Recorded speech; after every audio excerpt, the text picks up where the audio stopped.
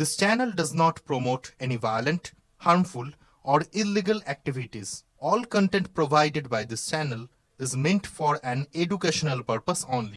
যারা কোরআন আমরা টুকটাক পড়তে জানি তাদের মধ্যে কত পার্সেন্ট কোরআনের অর্থ বোঝে? এই আল্লাহ পাকের কিতাব আমার হাতে আছে, এই কিতাবের অর্থ কতজন বোঝে এটা একটা চ্যালেঞ্জ। যারা কোরআন পড়তে জানি আমরা তাদের প্রতি চ্যালেঞ্জ, দেখেন তাদের মধ্যে কত পার্সেন্ট মানুষ কোরআনের অর্থ বলতে পারবে। আর অর্থটা যে জানা জরুরি এই বিষয়টাও আমরা এখন জনগণকে বোঝাতে ব্যর্থ হচ্ছি। কোরআনের অর্থটা যে বোঝাটা জরুরি এটা বোঝাতেও ব্যর্থ হচ্ছে, কারণ আমরা সবাই প্রত্যেক হরফে 10 নেকি পেতে চাই। কোরআন তেলাওয়াত করলে প্রত্যেক হরফে 10 নেকি হবে, এই তো। এই কনসেপ্ট যখন আমার মাথায় ঢুকে গেছে আমি ওখানে নিজেকে থামিয়ে দিয়েছি। অর্থ বুঝে গবেষণা করলে এবং কোরআন কেন্দ্রিক জীবন ব্যবস্থা গড়লে যে আরো বেশি নেকি হয় এটা আমার মাথায় নাই। প্রত্যেক হরফে 10 নেকি তো আপনি পাবেন তেলাওয়াত করলে, কিন্তু অর্থ বুঝে এর ভিতরে ঢুকলে গবেষণা করলে এর মূল স্বাদটা পাওয়া যায়, এটা আমরা বুঝতে পারছি না। দেখবেন বেশিরভাগ মানুষ কোরআনের অর্থটা জানে না। আবার আমরা যারা টুকটাক ভাঙাচোরা অর্থ জানি তারা আবার দেখবেন কোরআনের সমস্ত আদেশ মেনে চলতে পারছি না এবং কোরআনের সমস্ত নিষেধও বর্জন করতে পারছি না। সমস্যা কিন্তু এখানেও থেকে গেছে। আবার কোরআনের ব্যাখ্যা আছে হাদিস, তো এই হাদিসকে কেন্দ্র করে কোনো বিভ্রান্তির সুযোগ ছিল না, কিন্তু এখানেও আমরা বিভিন্ন জাল এবং বানোয়াট হাদিসের উপর আমলও শুরু করেছি। হাদিসের নামে এমন অনেক কিছুই চলছে সমাজে যেগুলোর সাথে হাদিসের কোনো সম্পর্ক নাই। আমি বলতে চাচ্ছি যে হাদিসের নামে আবার সমাজে এমন অনেক আমল চালু আছে যেগুলোর সাথে আবার হাদিসের কোনো সম্পর্ক নেই। তো দেখুন, ধর্মের মধ্যে সমস্যা থেকে গেছে। আবার আমরা সবাই মুসলিম, আমাদের সবার ইউনাইটেড থাকার কথা। মুসলিম একটা জাতি, তাদের আল্লাহ একজন, রাসূল একজন, কিবলা এক, তাদের সবার মধ্যে একটা ইউনিটির কথা ছিল। কিন্তু আমরা ধর্মতাত্ত্বিক ভাবে এবং পলিটিক্যালি আমরা বিভিন্ন দলে বিভক্ত এবং আপোষের মধ্যে মিল মহব্বত কম। বাইরে হয়তো আমরা বলি যে আমি একজন ধর্মতাত্ত্বিক দলের সদস্য, সে আরেকটা ধর্মতাত্ত্বিক সংগঠনের সদস্য, সে আরেকটা মানহাজ ফলো করে, সে আরেক জামায়াতে, সে আরেক তরিকার ইত্যাদি। আমরা সবাই এক, যদি আমরা বাইরেই কথাটা বলি, কিন্তু অন্তর থেকে কিন্তু আমাদের এই বিষয়টা আসছে না। আমরা ভিতর থেকেই ঐক্যবদ্ধ হতে পারতাম তাহলে উম্মার আজকে এই অবস্থা হতো না। তো দেখুন, ধর্মকেন্দ্রিক অনেক প্রবলেম থেকে গেছে এখনো। আবার আল্লাহ রাসূল সাল্লাল্লাহু আলাইহি ওয়াসাল্লাম হাদিসের মধ্যে এবং আল্লাহ পাক কোরআনের মধ্যে ধর্ম নিয়ে বাড়াবাড়ি করতে নিষেধ করেছে। ধর্ম নিয়ে বাড়াবাড়ি করো না, তোমরা নিজেদের ধর্ম পালন করো। আমরা নিজের ধর্ম যতটা না পালন করি, অন্যের ধর্মের দিকে আঙ্গুলটা তার চেয়ে বেশি তুলি। আমরা আগে নিজের রিলিজনটাকে ঠিক মতো পালন করি, দেখবেন সমাজ ঠিকই পরিবর্তন হয়ে গেছে। তো আমি একটা ধর্ম পালন করি বলে অন্য ধর্মের মানুষের প্রতি বিদ্বেষ পোষণ করতে হবে বা তাদের উপর ঘৃণার মনোভাব প্রকাশ করতে হবে, এটা আল্লাহ পাক শেখান নাই, তার রাসূল শেখান নাই। আল্লাহ এবং তার রাসূল কি শিখিয়েছেন? ইসলামের সত্য বিষয়টাকে আপনি সবার সামনে উপস্থাপন করবেন, যার ইচ্ছা হবে সে কবুল করবে, যার ইচ্ছা হবে সে অস্বীকার করবে। যার যার কবরে শেষে যাবে, যার যার হিসেব শেষে দিবে। চাপিয়ে দেওয়ার সিস্টেমটা ইসলামের মধ্যে নাই। এখন আসেন, পরিবারের আপনাকে ফেতনা কিছু বললাম, অর্থনীতির জীবনে যাবেন, ব্যবসা বাণিজ্যের মধ্যে যান, দেখেন বেশিরভাগ কালোবাজারি করছে, সিন্ডিকেট করছে, মজুবদার মাপে কম দিচ্ছে, জনগণকে ঠকাচ্ছে, করছে না? এগুলো পলিটিক্যাল ফিতনা, সরি এগুলো ইকোনমিক্যাল ফিতনা। তারপরে আপনি আরো দেখবেন ইকোনমিক সেক্টরে রিবা ভর্তি, সুদ। রিবা মানে কি? সুদ, রিবা দিয়ে ভর্তি। ঘুষ ছাড়া কাজ হচ্ছে না, ঠিক আছে? অন্যের সম্পদ আত্মসাৎ না করলে আমাদের পেটের ভাত হজম হচ্ছে না। তো এই যে দুর্নীতি বলেন, ঘুষ বলেন, রিবা বা সুদ বলেন, হ্যাঁ, তারপরে কালো বাজারি বলেন, কালো টাকা সাদা করার টেন্ডেন্সি বলেন, পাচার বলেন, সবগুলো অর্থনৈতিক ফিতনা। এগুলো হচ্ছে কি? অর্থনৈতিক ফিতনা। এবার দুজন ফেরেশতা মাথার দিক থেকে আসবেন, আসতে চাইবেন, সালাত বলবে এখান দিয়ে আসা যাবে না, এদিক দিয়ে আসা যাবে না। ডান দিক দিয়ে আসতে চাইবেন, এদিক দিয়ে আসা যাবে না। বাম দিক দিয়ে আসতে চাইবেন, যাকাত বলবে এদিক দিয়ে আসা যাবে না। পায়ের দিক দিয়ে আসতে চাইবেন, আমলগুলো বলবে এদিক দিয়ে আসা যাবে না। তখন যাই হোক, তারা আসবেন। এটা কথা কি? এটা কথাটা হচ্ছে যে সালাতের গুরুত্ব, না সে সালাত আদায় করেছে, সে আমার হক আদায় করেছে, আমি তার পক্ষে আছি, এর পক্ষে বোঝাচ্ছে। রোজা বলবে আমি ওর পক্ষে আছি, তাকে আপনি কোনো শাস্তি দিবেন না, আমি তার পক্ষে আছি। আপনারা দুজন তাকে শাস্তি দিবেন না, আমি যাকাত তার পক্ষে আছি, এটা পক্ষে থাকার কথা। তারপরেও তারা আসবেন, চোখগুলো হবে নীল এবং কালো, বলে নীলাপ চোখের কালো। মুনকার নাকি উঠে বসিয়ে দেওয়া হবে। এবার তিনটা প্রশ্ন। প্রথমে প্রশ্ন হচ্ছে কি, মান রব্বু, তোমার রবকে? তখন মুমিন বান্দা বুক ফুলিয়ে বলবে রব্বি আল্লাহ, আমার রবকে আল্লাহ। পৃথিবীতে যে ব্যক্তি আল্লাহর সাথে শিরিক করে নাই, আল্লাহ তাওহীদের উপর থেকেছে এবং তার উপরে মৃত্যুবরণ করেছে, ইনশাআল্লাহ সে ব্যক্তি এর উত্তর নির্দ্বিধায় দিতে পারবে।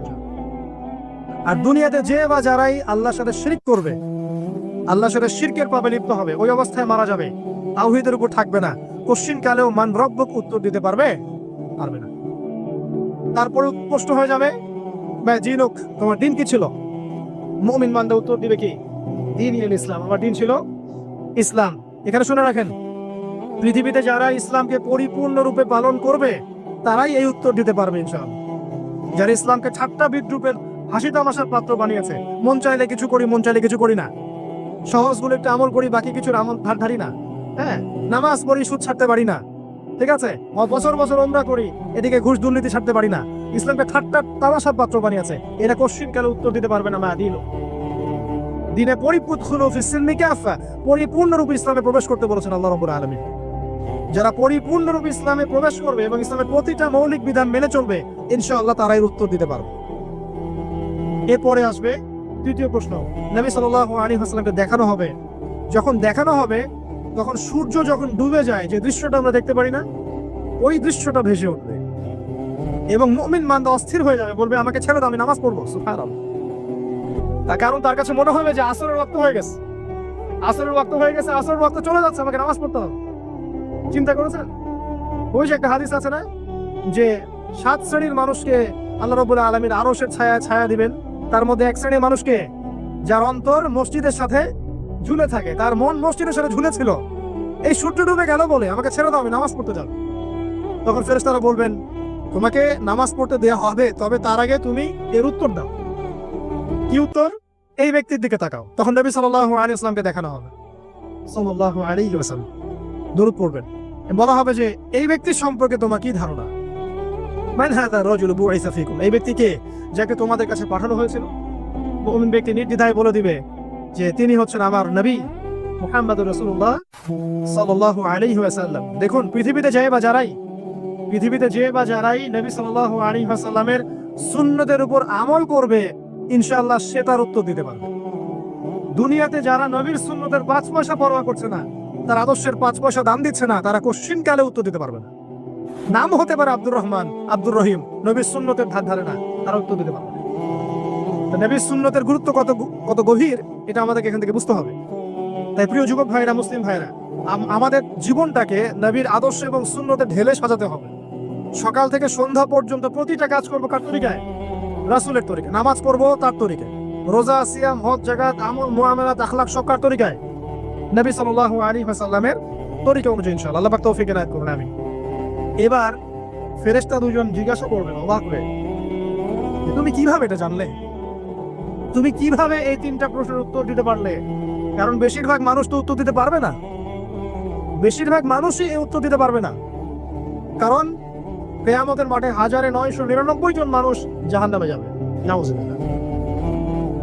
তো এটা কঠিন পরীক্ষা। আল্লাহ রাসূল সাল্লাল্লাহু আলাইহি ওয়াসাল্লাম বলেছেন যে নিশ্চয়ই তোমাদেরকে এখানে পরীক্ষায় ফেলা হবে, আর তোমরা যদি এই পরীক্ষা জেনে তোমাদের মৃতদেরকে দাফন করা থেকে বিরত না থাকতে, তাহলে আমি তোমাদেরকে শুনিয়ে দিতাম কবরে কেমন পরীক্ষা হয়।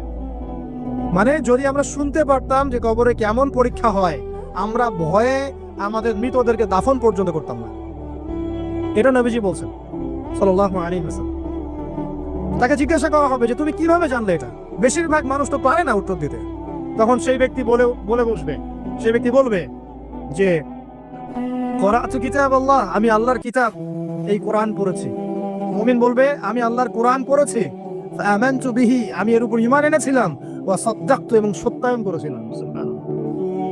অতএব দুনিয়াতে যারা দ্বীনের জ্ঞান অর্জন করছে না, কোরআন পড়ছে না, হাদিস পড়ছে না, পড়াশোনার চেষ্টা করছে না, জানার চেষ্টা করছে না, কবরে পাওয়ার পর ডিফিকাল্ট আছে?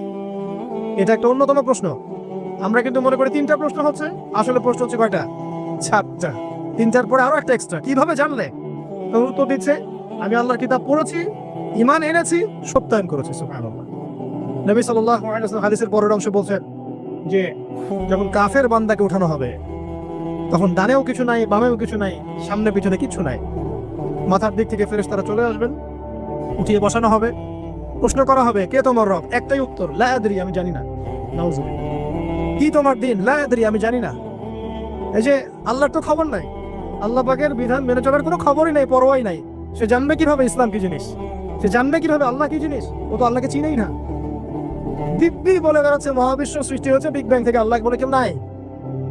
মানুষ সৃষ্টি হয়েছে বান্দর থেকে, নাউজুবিল্লাহ। মানুষ তো আল্লাহকে চিনছে না।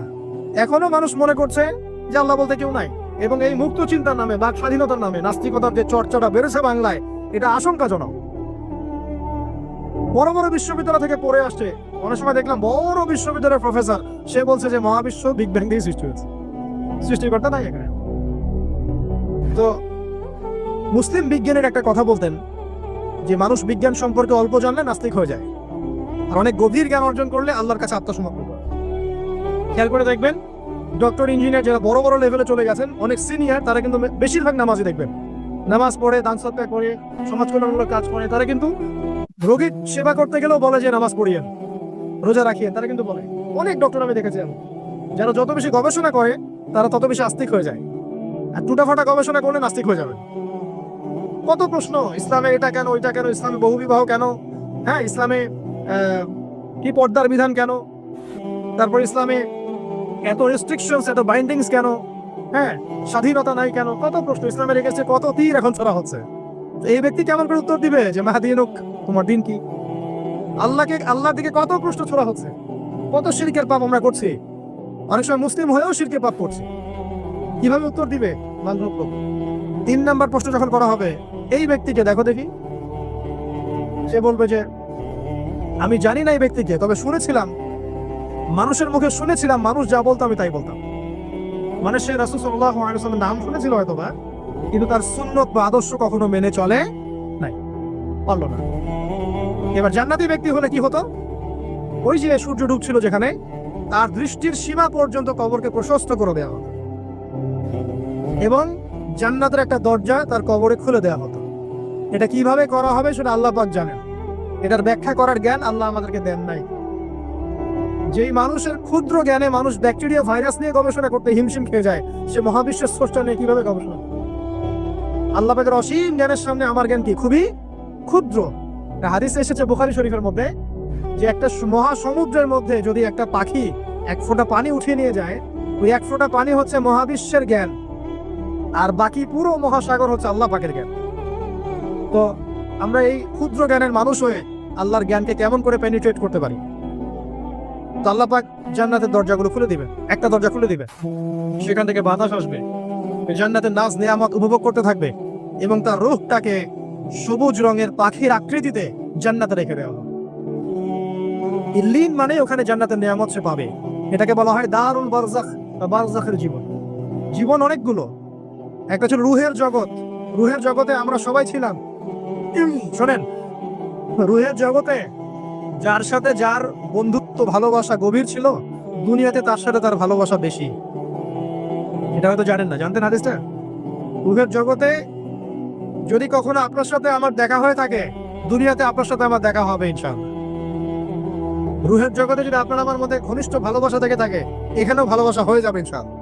এটা বলে আমি আবার তোমাদের বয়ফ্রেন্ড গার্লফ্রেন্ড ভালোবাসা বুঝাই নাই, ওই ভালোবাসার কথা বলি নাই। আবার রুহের জগতে বিদ্বেষ, এখানেও দেখবেন বিদ্বেষ। ওটা একটা জগৎ ছিল যেখানে আল্লাহ পাক সমস্ত আদম সন্তানকে সৃষ্টি করে তাদের রূহটাকে রেখেছিলেন, এবং ওয়াদা নিয়েছেন। কি ওয়াদা? আল্লাহ পাক বলেছেন আলাস্তু বিরাব্বিকুম, সূরা আরাফের 182 নম্বর আয়াত পড়ে দেখবেন, 182 নম্বর আয়াত।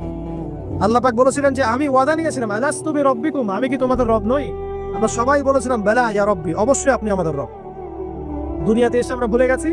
এই ভুলে যাওয়াটা মনে করায় দেওয়ার জন্য আল্লাহ পাক আসমানে কিতাব নাজিল করেন, নবী রাসূল পাঠান, আমাদের কান পর্যন্ত ইসলামের দাওয়াত পৌঁছে দেন, যাতে আমরা মনে করতে পারি। এবার আসেন রুহের জগতের পর আসলাম এই যে দুনিয়ার জগৎ। দারুদ দুনিয়া, দুনিয়ার মধ্যে আছি হয়তো 50, 60, 70, 100 বছর হাইয়েস্ট। এরপর যাবে দারুল বারজাখ, বারজাখের জগৎ। পাপী ব্যক্তি হলে জাহান্নামের দরজা খুলে দেওয়া হবে, আর জাহান্নামের সে আযাব ভোগ করতে থাকবে। এবং পুণ্যবান ব্যক্তি হলে জান্নাতের দরজা খুলে দেওয়া হবে এবং এর নাজ নেয়ামত সে ভোগ করতে থাকবে। তখন তাকে বলা হবে এটা জান্নাতের সেই জায়গা যেখানে তুমি থাকবে। এটা দেখার সাথে সাথে, শোনার সাথে সাথে তার যে খুশি, উৎফুল্ল তার অনেক বেড়ে যাবে। এবং সে কি করবে জানেন? সে পৃথিবীতে ফিরে আসতে চাইবে। সে বলবে আমাকে আমার পরিবারবর্গকে জানাতে দেন, আমাকে আমার পরিবারবর্গকে জানাতে দেন যে আমি ভালো আছি। তখন ফেরেশতারা তাকে বলবেন যে এটা সম্ভব না, তোমার এবং তাদের মাঝে দারুল বারজাখ আছে, তুমি এটা ভেদ করে যেতে পারবে না। তখন তার আত্মাটাকে ইল্লিনে দেওয়া হবে, একটা সবুজ পাখির আকৃতিতে জান্নাতে ঘুরে বেড়াবে ইনশাআল্লাহ। আর যদি জাহান্নামী হয় তাহলে যে বললাম দরজা খুলে যাবে জাহান্নামের, মর্মান্তিক আযাব তার দিকে আসতে থাকবে। কবর সংকুচিত হয়ে আসবে এমন ভাবে যাতে তার বাম পাজর ডান পাজরের ভিতরে এইভাবে ঢুকে যাবে। নাউজুবিল্লাহ। এই আযাব চলতে থাকবে ইলা ইয়াউমি ইউবআসুন, পুনরুত্থানের দিন পর্যন্ত। এখন এই যে হাদিসটা আপনারা শুনলেন, এই হাদিসটা ব্যক্তিকেন্দ্রিক নয় কি? এখানে তিনটা বিষয় আপনাকে ফোকাস করতে হবে আমাদেরকে। এক, তাওহীদ, আল্লাহ পাকের তাওহীদ। দুই, রিসালাত, রাসূলুল্লাহ সাল্লাল্লাহু আলাইহি ওয়াসাল্লামের রিসালাত। এবং আখিরাত, পরকাল। এই তিনটা বিষয়ে খুব স্বল্প কথায় বলছি। দেখুন, তাওহীদ কি? আল্লাহ পাকের একত্ববাদ। এক আল্লাহকে আপনি সৃষ্টিকর্তা মানবেন, রিজিক দাতা মানবেন, পালনকর্তা মানবেন, সন্তান দাতা, ভালো মন্দের মালিক, সমস্ত কিছুর মালিক কে? আল্লাহ। আল্লাহ আল্লাহ আমাকে বাঁচিয়ে রেখেছেন, আল্লাহ আমাকে মৃত্যু দিবেন, আল্লাহ আমাকে রিজিক দেন, আল্লাহ আমাকে সন্তান দিবেন, আল্লাহ আমার ভালোর মালিক, আল্লাহ মন্দের মালিক, আল্লাহ সমস্ত কিছুর মালিক। এই কনসেপ্ট পরিষ্কার থাকবে, লা ইলাহা ইল্লাল্লাহ পরিষ্কার থাকবে। সমস্ত বিষয় কার পক্ষ থেকে? আল্লাহর পক্ষ থেকে। তাওহীদ, সংক্ষিপ্ত কথায় বললাম তাওহীদ। এর মধ্যে তিনটা ক্লাসিফিকেশন আছে: রুবুবিয়্যাত, উলুহিয়্যাত, আসমা ও সিফাত। এটা আপনারা কিতাব তাওহীদ বই থেকে পড়ে নিয়েন। সংক্ষেপে বলে দেই, রুবুবিয়্যাত আল্লাহ পাকের সমস্ত বিষয়গুলো তার দিকে সম্বন্ধ করা, সৃষ্টিকর্তা, পালনকর্তা, রিজিক দাতা সবকে আল্লাহ। উলুহিয়্যাত কি? দুনিয়াতে এসেছি আল্লাহ পাকেরই দাসত্ব করতে হবে, অন্য কারো দাসত্ব চলবে না। তাওহীদ উলুহিয়্যাত। আসমা ও সিফাত কি? আসমা ও সিফাত মানে হচ্ছে আল্লাহ পাকের নাম গুণাবলীগুলো আছে। আল্লাহ পাক রহমান, আল্লাহ পাক রহিম, আল্লাহ পাক রাজ্জাক, হ্যাঁ, আল্লাহ পাক গফুর, আল্লাহ পাক শদীদুল ইকাব। সমস্ত গুণাবলী কার? আল্লাহ। এই হলো আসমা ও সিফাত। আল্লাহ পাক যেমন, আল্লাহ পাক তেমন, আল্লাহ পাক নিজের মতো, কারোর সাথে তুলনীয় নন। আল্লাহু আহাদ, একক। আল্লাহুস সামাদ, তিনি অমুখাপেক্ষী। লাম ইয়ালিদ ওয়া লাম ইউলাদ, তিনি জন্ম দেননি, জন্মিতও নন। ওয়া লাম ইয়াকুল লাহু কুফুয়ান আহাদ, তার সমতুল্য আর কিছুই নাই। আল্লাহ থেকে সবকিছু হয়, এটাই হলো তাওহীদ। এখন এর তাওহীদের বিরুদ্ধে গেলে কি হয়ে যাবে? কেউ যদি মনে করে যে আল্লাহ ছাড়া কেউ আমাকে জীবন দিতে পারে, আল্লাহ ছাড়া কেউ আমাকে মারতে পারে, আল্লাহ ছাড়া কেউ আমাকে রিজিক দিতে পারে, অথবা আল্লাহ ছাড়া কেউ সন্তান দিতে পারে, আল্লাহ ছাড়া অন্য কারো কাছে কেউ যদি দোয়া করে, আল্লাহ ছাড়া অন্য কারো জন্য নজর মানত করে, আল্লাহ ছাড়া অন্য কারো নামে কসম খায়, আল্লাহর হালালকে হারাম করে দেয়, আল্লাহর হারামকে হালাল করে নেয়, ঠিক আছে? আল্লাহ থেকে শুভ অশুভ আসে না, শুভ আল্লাহর পক্ষ থেকে আসে, অশুভ শয়তানের পক্ষ থেকে আসে। এমনও যদি কেউ মনে করে, শুভ অশুভ দুটোই আল্লাহর পক্ষ থেকে আসে, কিন্তু কেউ যদি মনে করে না শুভগুলো আল্লাহর পক্ষ থেকে, অশুভগুলো শয়তানের পক্ষ থেকে, এমনও যদি মনে করে, শিরক হয়ে যাবে। মুসলিমরা চলাফেরায় শিরক করছে এখন। মুসলিমরা আল্লাহ ছাড়া অন্য কারো কাছে চাচ্ছে, মুসলিমরা অনেকে কবরে সিজদা করছে, মুসলিমরা অনেকেই মৃত মানুষের কাছে দোয়া করছে। হাতে বালা পরে আছেন, খোলেন না। কেন খোলেন না? ভয়ে, যদি আপনার ক্ষতি হয়। শিরক। মুসলিমরা দেখবেন আগুনের সামনে মাথা নত করছে। মুসলিমরা এখন মেডিটেশন করে, ধ্যান করে। মুসলিমরা জিনকে তাবে করতেছে। অনেক সময় দেখা যায় মুসলিমরা জাদু করতেছে, জাদুবিদ্যা, কুফরি কালাম করছে না? করছে। সবই শিরক, সবই শিরক। মুসলিমরা দেখবেন আল্লাহর হালাল যেগুলো আছে এগুলোকে হারাম করে ফেলছে। আবার অনেক সময় আল্লাহর হারামগুলোকে হালাল করে নিচ্ছে। সুদ কি ভাই? এখানে ফরজ, হালাল করে নেওয়া হয়েছে। মদ কি? তোমাদের কাছে তো ওয়াজিব, না খাইলে ঘুম হয় না। তো এই যে আল্লাহ হারামগুলোকে কি করছি আমরা? হালাল করে ফেলছি, এটাও শিরক, কুফরি একটা। তো এক কথায় তাওহীদের উপর যারা থাকবে, মান রব্বক উত্তর দিতে পারবে ইনশাআল্লাহ। যারা শিরক করে ফেলবে ওই অবস্থায় মারা যাবে, মান রব্বক উত্তর দিতে পারবে না। আমার কথা কি বোঝা যাচ্ছে? আমি সহজ করার চেষ্টা করছি কিন্তু হয়তো পারছি না, এটা আমার ব্যর্থতা। এক কথায় যদি আমরা কবরের প্রথম প্রশ্নের উত্তর দিতে চাই তাহলে আমাদেরকে অবশ্যই তাওহীদের উপর থাকতে হবে। শিরকে যাওয়া যাবে না। প্রিয় ভাইরা, শিরকের বাদ থেকে আজকে তওবা করে ফেলবে। আল্লাহ জেনে না জেনে জীবনে যত শিরক করেছে আল্লাহ মাফ করে দাও, আমিন। এবং আগামী দিনগুলোতে শিরকের পাপে লিপ্ত হয় না, প্রিয় ভাইরা, যদি আপনার আমল নামে আসমান জমিন সমানও পাপ থাকে, শিরিকের পাপটুকু না থাকে, আল্লাহ পাক আপনার পুরো পাপ মাফ করতে পারবেন ইনশাআল্লাহ। আল্লাহ পাক বলেছেন, মিরাজের রাতে নবী সাল্লাল্লাহু আলাইহি ওয়াসাল্লামকে আরশে আজিমের কাছে উঠিয়ে নিয়ে আল্লাহ পাক 3টা ওহী করেছেন। কয়টা ওহী? একটা ছিল 5 ওয়াক্ত নামাজ, ঠিক আছে? 2 নাম্বার হচ্ছে সূরা বাকারার শেষের 3টা আয়াত। 3 নাম্বার একটা ওয়াদা, একটা প্রতিশ্রুতি। সেটা কি? এ মুহাম্মদ সাল্লাল্লাহু আলাইহি ওয়াসাল্লাম, তোমার উম্মতের মধ্যে কেউ যদি আসমান জমিন সমান পাপ নিয়ে আমার সামনে হাজির হয়, কিন্তু আমার সাথে কাউকে শরিক না করে, শিরক না করে, তাহলে আমি আল্লাহ তার সামনে আসমান জমিন সমান ক্ষমা নিয়ে হাজির হব, মানে মাফ করে দেওয়া হবে ইনশাআল্লাহ। অতএব শিরকের পাপে যায় না, ইনশাআল্লাহ জান্নাতে যাওয়া যাবে। যে ব্যক্তি মন থেকে একবার লা ইলাহা ইল্লাল্লাহ পড়েছে, সমস্ত বিষয় আল্লাহর দিকে সুপর্দ করে, তার অন্যান্য অনেক পাপ থাকতে পারে, আল্লাহ পাক চাইলে সব পাপ মাফ করতে পারে। অতএব মান রব্বকে উত্তর দিতে চাইলে শিরকের পাপে যাওয়া যাবে? যাবে না। আধুনিক শিরকের মধ্যে সবচেয়ে ভয়ঙ্করটা হচ্ছে এটা যে আমরা আল্লাহর হালালকে হারাম করে নিচ্ছি, হারামকে আবার হালাল করে দিচ্ছি। এখানে যায় না। সবকিছু আল্লাহ থেকে আসে। দোয়া আল্লাহর জন্য করবেন, নামাজ আল্লাহর জন্য, সবকিছু ইবাদত আল্লাহর জন্য, দ্বীনি ইলম অর্জন আল্লাহর জন্য। প্রতিটা কাজের করার আগে নিয়াত ফিক্স করবেন, কেন করব? পরকালীন স্বার্থ থাকলে করব, না হলে করব না। কেন তুমি টিকটকে যাবা না? কারণ পরকালীন কোনো স্বার্থ নাই। কেন তুমি ফ্রি মিক্সিং অ্যাফেয়ার্সে যাবা না? কারণ পরকালীন কোনো স্বার্থ নাই। কেন মদ খাবা না? পরকালীন কোনো স্বার্থ নাই। কেন মিউজিকে যাচ্ছ না? কারণ পরকালীন কোনো স্বার্থ নাই। কেন তুমি এই যে সুদ খাবা না? কারণ পরকালীন কোনো স্বার্থ নাই। যে কাজে পরকালীন কোনো স্বার্থ নাই, সে কাজে কোনো মুমিন মুসলিম নাই। কেন নামাজ পড়বো? কারণ পরকালীন স্বার্থ আছে। কেন রোজা রাখবো? পরকালীন স্বার্থ আছে। কেন আমি হালাল বিয়ে করব, হারাম জেনায় যাব না? পরকালের স্বার্থ আছে। কেন আমি যাকাত দিব, ব্যবসা করব, সুদ খাবো না? কারণ পরকালের স্বার্থ আছে। কেন ইসলামের দাওয়াত দিব? পরকালের স্বার্থ আছে। কেন হাদিস প্রচার করব? কারণ পরকালের স্বার্থ আছে। ইসলামের জন্য সবর করব কেন? পরকালের স্বার্থ আছে। পরকালের স্বার্থ যেখানে, মুসলিম সেখানে। পরকালীন স্বার্থ নাই, আমরা নাই। প্রত্যেকটা কাজ করার আগে নিয়তটা ফিক্স করতে হবে। পরকালের কোনো স্বার্থ আছে? যদি বলে হ্যাঁ আছে, তাহলে করবে। স্বার্থ নাই, আমি নাই। কোন ফুজুল কি বাত বা ফাহেসা কোনো কাজ, এসব কাজে আমরা নাই, বিকজ এগুলোতে কোনো পরকালীন স্বার্থ নাই। ব্যাস, আমাদের জীবনের প্রতিটা মোমেন্ট, প্রতিটা সেকেন্ড আল্লাহর দেয়া দান। আমি নিজের ইচ্ছা মতো এটাকে অপব্যয় করতে পারি না। হ্যাঁ, আপনি মিউজিক শুনতে চান, আপনি সং পছন্দ করেন, আপনি নাশিদ শোনেন, ইসলামিক নাশিদ শোনেন, ওখানে আপনার ইমান একটু দীপ্ত হবে, পরকালীন স্বার্থ আছে। আপনি নিজের যৌন চাহিদাকে দমন করতে পারছেন না, হালালভাবে বিয়ে করে নেন। বিয়ে করার পর আপনি যত ইচ্ছা স্ত্রীকে মহব্বত করেন, প্রত্যেকটা মহব্বতে নাকি পাবেন। এমনকি স্ত্রীর দিকে নেক নজরে তাকাবেন, তাতেও নাকি। তার মুখে খাবার তুলে দিবেন, তাতেও নাকি। তার হাত ধরে হাঁটবেন, তাতেও নাকি। তাকে নিয়ে রাতে চাঁদ দেখবেন, তাতেও নাকি। আপনি আপনার নিয়তটাকে চেঞ্জ করেন, কাজের ডাইরেকশন চেঞ্জ করেন। পরকালের স্বার্থ থাকলে করবো, না হলে করবো না। আপনি পছন্দ করেন ঘুরে বেড়াতে, আল্লাহর দিনের দায়ী হয়ে ঘুরে বেড়ান না, সমস্যা কি? আল্লাহর জমিন ঘুরে দেখেন, এইসব অবান্তর কাজে লিপ্ত না থাকে আল্লাহ পাকের নিদর্শনগুলো ঘুরে দেখেন, আপনার ইমান বাড়বে ইনশাআল্লাহ। আপনার সংস্কৃতি ভালো লাগে, ইসলামিক সংস্কৃতি মেনে চলেন। আপনি কবিতা লিখতে ভালোবাসেন, ইসলামিক কোনো কবিতা লেখেন। আপনি উপন্যাস পড়তে ভালোবাসেন, ইসলামিক কোনো উপন্যাস পড়েন। আমি বলছি না এগুলোর বাইরে কোনো পড়াশোনা করা যাবে না, এমনটা আমি কিন্তু বলছি না। আমি বলছি আপনি আপনার পুরো কাজটাকে আগে ফিক্স করবেন, পরকালের কোনো স্বার্থ আছে কি নাই।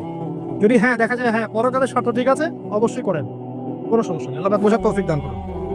তো দেখুন প্রিয় ভাইরা, শিরকের পাপে যাওয়া যাবে না। এই শিরকের পাপ না থাকলে আমলনামায় ইনশাআল্লাহ আমরা জান্নাতে যাব এবং কবরের উত্তর দিতে পারবো ইনশাআল্লাহ। মান রব্বুক, উত্তর পাস ইনশাআল্লাহ। তারপরে কি? মাদিনুক। এক কথায় ইসলামের অনেক বিধিবিধান আছে, নামাজ, কালিমা, সওম, যাকাত, হজ সব আছে। আমর বিল মারুফ, নাহি আনিল মুনকার, পিতামাতার খেদমত, প্রতিবেশীর অধিকার, স্ত্রীর অধিকার, তারপরে সন্তানদের অধিকার, যাকাত, সবকিছু আছে। এখন যদি ইসলামের কিছু অংশকে মেনে নেন, কিছু অংশকে না মানেন, এটা কিন্তু কুফরি। ইসলামের কিছু অংশকে মানছেন, কিছু অংশকে মানছেন না, এটা কিন্তু কুফরি।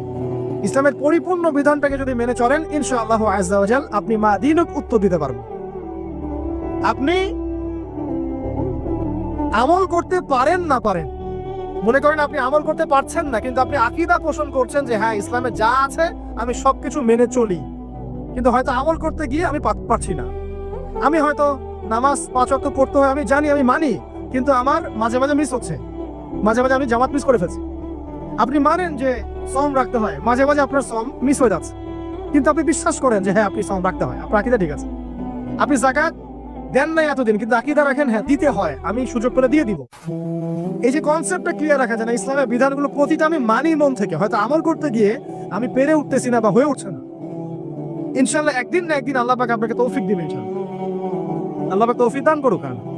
কিন্তু কনসেপ্ট যদি ক্লিয়ার না থাকে যে আমি কিছু অংশ মানি কিছু অংশ মানি না, এটা ইসলাম হলো না। উদখুলু ফিস-সিলমি কাফা, পরিপূর্ণরূপে ইসলামে প্রবেশ করে। দিদিপর অনেকে আছে পর্দা হয়তো করতে পারছে না, কিন্তু মনে করে বিশ্বাস করে যে পর্দা করতে হয়, এটা ফরজ। ইনশাআল্লাহ আল্লাহ চাইলে ওকে একদিন তৌফিক দিবেন ইনশাআল্লাহ। হয়তো এখন মুখ খোলা আছে, হয়তো বা আগে গেঞ্জি টি শার্ট পরে ঘুরতো, এখন সেলোয়ার কামিজ পরছে, ঢিলে ঢালা জামা পরছে, এখনো বোরখা পরছে না। ওকে তুচ্ছ তাচ্ছিল্য করার দরকার নাই আপাতত। ওকে আরো বুঝান, আরো নরম হন, আরো বুঝিয়ে সুঝিয়ে ইসলামের দিকে আনার চেষ্টা করেন। এতদূর এসেছে, ওই পর্যন্ত যাবে ইনশাআল্লাহ। কারণ ও বিশ্বাস করে হ্যাঁ পর্দা করতে হয়, আমি মানি পর্দা করতে হয়, কিন্তু আমি এখন করতে পারছি না, ইনশাআল্লাহ করবো, আল্লাহ পাক চাইলে তৌফিক দিবেন ইনশাআল্লাহ। তো এই যে বিষয়টা, যে ইসলামকে মনে আগে ধারণ করা, যে না আমি মানি ইসলামের প্রত্যেকটা বিধান ঠিক আছে। চুরি করলে চোরের হাত কাটতে হয়, ইসলাম বলেছে। ডাকাতি করলে শাস্তি আছে। জেনা যদি কেউ করে 100 বেত্রাঘাত, মদ খাইলে 40টা বেত্রাঘাত, ব্যভিচার যদি করে কেউ, এই পরকীয়া করে বিবাহিত ব্যক্তি, রজম। এগুলো কেসাস, একজন একজনকে হত্যা করলে তাকেও কেসাস করতে হয়। এই বিধানগুলো আছে। এখন আপনি বলতে পারেন আমি এই ওয়ার্ল্ডের প্রেক্ষাপটে এটাকে বাস্তবায়ন করতে পারছি না, কিন্তু আমি বিশ্বাস করি ইসলামের বিধানগুলো আছে, এটা আল্লাহর বিধান। ইনশাআল্লাহ আপনি মাফ পেয়ে যাবেন, ইনশাআল্লাহ আল্লাহ চাইলে আপনি মাফও পেয়ে যাবেন। কিন্তু যদি মনে করেন না এই যুগের এগুলো চলেই না, আমি আল্লাহ পাকের এসব বিধান কিচ্ছু মানি না, আমি যে বিধান বুঝি এটাই চূড়ান্ত, তাহলে খবর আছে, তাহলে মা দিনে উত্তর দিতে পারবে। তো বুঝেন, বিষয়টা বোঝেন, আকীদাটা ক্লিয়ার করেন যে না আমি পারতেছি না, এটা একটা বিষয়, কিন্তু আমি বিশ্বাস করি ইসলামের এগুলো অংশ, হয়তো আমি এখন পারছি না, ইনশাআল্লাহ ভবিষ্যতে পারবো। আল্লাহ চাইলে আপনাকে তৌফিক দিবেন ইনশাআল্লাহ। আমরা দোয়া করি আল্লাহ পাক আমাদেরকে পরিপূর্ণরূপে ইসলামে প্রবেশ করার তৌফিক দান করুন। আর সর্বশেষ কি, এটা যদি করতে পারে মা দিনে উত্তর দিতে পারবে। মান নবীকে উত্তর কখন দিতে পারবে? যখন একজন ব্যক্তি সারা জীবন নবী সাল্লাল্লাহু আলাইহি ওয়াসাল্লামের সুন্নতের উপর আমল করতে পারে। এই যে ঘুম থেকে উঠলেন, ব্যাস ব্রাশটা নিয়ে দৌড়ে চলে গেলেন বাথরুমে, কি জন্য? ঘুম থেকে উঠলেন, আগে চোখটা একটু ঘষতে হবে, মুখে হাত দিতে হবে, তারপরে আপনি দোয়া পড়বেন। কি দোয়া পড়বেন? আলহামদুলিল্লাহিল্লাযী আহইয়ানা বা'দা মা আমাতানা ওয়া ইলাইহিন নুশুর। তারপরে আপনি যাবেন বাথরুমে। দোয়াটা না পড়ে কেন গেলেন? ঘুমাচ্ছেন, ঘুমানোর আগে আপনি অবশ্যই বলবেন। ঘুমানোর আগে একদম একটা গান শুনে, একটা গার্লফ্রেন্ডের সাথে 10টা মিনিট কথা বলে হ্যাঁ জান রাখি, ব্যাস, তারপরে ঘুমিয়ে গেলেন। ঘুমটা আপনার জন্য ইবাদত হলো না? হারামে লিপ্ত হতেন না? আল্লাহুম্মা বিইসমিকা আমুতু ওয়া আহইয়া পড়তেন, সূরা মুলক পড়তেন, সূরা কাফিরুন পড়তেন, সূরা ফালাক নাস ইখলাস পড়তেন, ঘুমিয়ে যেতেন। পুরো ঘুমটাই ইবাদত, পুরো ঘুমটাই নাকি ঘুমিয়ে আছেন নাকি পাচ্ছেন? আপনি ইচ্ছাকৃতভাবে আপনার আমলটা নষ্ট করলেন। ইস্তেঞ্জা করতে গেছেন, ইস্তেঞ্জা করতে গিয়ে গান শুরু করে দিল বাথরুমে। বাথরুম সিঙ্গার আছে না কিছু? বাথরুমে গান গাওয়ার জায়গা নাকি? তো ওখানে গান শুরু করবেন। বাথরুমে গান গাবেন কেন? আপনি ঢোকার সময় বলবেন কি বিসমিল্লাহ আল্লাহুম্মা ইন্নী আউযু বিকা মিনাল খুবসি ওয়াল খাবাইস, এরপর ইস্তেঞ্জা করবেন, তারপরে আপনি গুফরানাকা বলে বের হয়ে আসবেন। পুরো ইস্তেঞ্জার সময় ঢুকবে নাকি? নামাজ পড়তে দাঁড়িয়েছেন, এখানে রিয়া কোনো লৌকিকতা থাকবে না, লোকজন আমাকে দেখছে আমি ভালো করে নামাজ পড়ি, এমন থাকবে না। নামাজে দাঁড়িয়েছেন আল্লাহর জন্য খালেস। এখন আল্লাহ আপনার মাঝখানে আর কেউ নাই, আল্লাহ আপনার মাঝখানে আর কেউ নাই। এমনকি যা ইচ্ছা তাই নামাজ পড়বেন। একদল বের হয়েছে এখন দেখি 2 ওয়াক্ত নামাজ পড়ে। তাদের বক্তব্য হচ্ছে যে 5 ওয়াক্ত নামাজ নাকি কোরআনে নাই, আর ওরা খালি কোরআন মানে হাদিস নাকি মানে না। কত যে ফেরকা এখন বের হয়েছে আল্লাহ ভালো জানে। তো 5 ওয়াক্ত নামাজ কোরআনে নাই বলে, সুবহানাল্লাহ। তো 2 ওয়াক্ত নামাজ পড়ে। এখন নামাজ কি মন গরম ভাবে পড়লেই হবে?